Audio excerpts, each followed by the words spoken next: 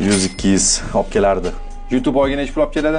Hozirgi paytda 1000 kami 1000. YouTube bu o'zi monetizatsiya. Monetizatsiya ko'pi bilan Integratsiyalada plus minus 5-6 ming. Instagram, YouTube'larning narxlari Pulni YouTube kanalida kirib ko'ringlar. Общий ofisga tushunishim bo'yicha bir 20 ming dollar bilan hammasi boshlangan. Radio pul tikkan, sen kreativniy prodyuser bo'lgansan.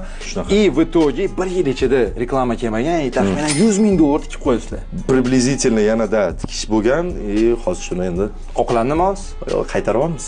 Hali bor, yana yarimi bor. Tushunishim bo'yicha mamta mehmonlar shu yerda sirasi savol kelyapti. Mehmonni kelishi uchun sizlar necha pul to'lagansizlar? Eng ko'pi 500 dollar to'laganmiz. Kimligini Pul News'da bilib olsanglar bo'ladi, u ham aytmaganman. 3 ta 4 ta mehmonga to'laganmiz bo'ldi. O'zingizlar pul to'lagansizlar. Sizlarga mehmon kelaman desa necha pul to'lash kerak? Biz hammaga 15 ming deb og'iz to'ldirib aytamiz. 15 ming dollar do'stlar. Shunga jelaniy bo'lsa o'tirasizlar. Sardor uylandi, qizli. Yaqinda 4 oy bo'libdi. Tabriklab qo'yamiz izohlarda. Qanday to'y bo'ldi? Nima gapirmading? To'y ochiq havoda bo'ldi, sekretniy bo'ldi. Hammani iltimos qilindi, hayb bo'lmasin, jelaniy yo'q edi hayb qilish. Meni shaxsiy hayotimga hech kim aralashmasa juda xursand bo'laman. Farzand. U farzand endi syomka jarayoni ketyapti.